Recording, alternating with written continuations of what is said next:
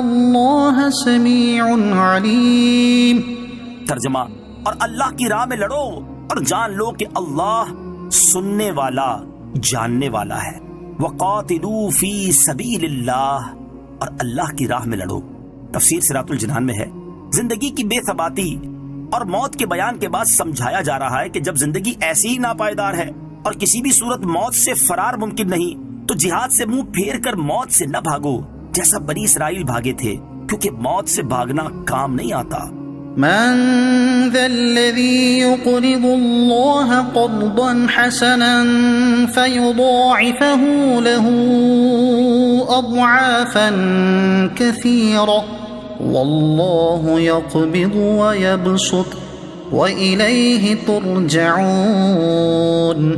ترجمہ ہے، کوئی جو اللہ کو اچھا قرض دے تو اللہ اس کے لیے اس قرض کو بہت گنا بڑھا دے، اور اللہ تنگی دیتا ہے اور وسعت دیتا ہے، اور تم اسی کی طرف لوٹائے جاؤ گے۔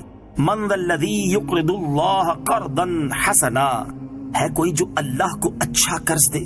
تفسیر صراط الجنان میں ہے، راہ خدا میں اخلاص کے ساتھ خرچ کرنے کو قرض سے تعبیر فرمایا۔ یہ اللہ تعالیٰ کا کمال درجے کا لطف و کرم ہے، کیونکہ بندہ اس کا بنایا ہوا اور بندے کا مال اس کا عطا فرمایا ہوا، حقیقی مالک وہ، جبکہ بندہ اس کی عطا سے مجازی ملک رکھتا ہے۔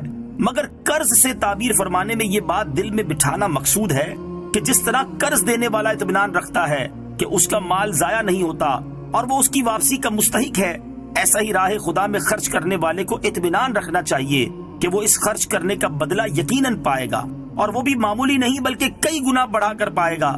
700 گنا بھی ہو سکتا ہے اور اس سے لاکھوں گنا زائد بھی، جیسا کہ سورہ بقرہ کی آیت نمبر 261 میں ہے۔ صدقے سے دنیا میں بھی مال میں برکت ہوتی ہے اور آخرت میں بھی اجر و ثواب ملتا ہے۔ دنیا کے اگر لاکھوں امیر لوگوں کا سروے کریں تو آپ کو معلوم ہوگا کہ ان کی اکثریت صدقہ و خیرات بکثرت کرتی ہے، اور لاکھوں غریبوں کو دیکھ لیں کہ ان کی اکثریت صدقہ و خیرات سے دور بھاگتی ہے۔ واللہ یقبض ویبسط، اور اللہ تنگی دیتا ہے اور وسعت دیتا ہے۔ آیت کے اس حصے میں راہ خدا میں خرچ کرنے کی فضیلت بیان فرمائی۔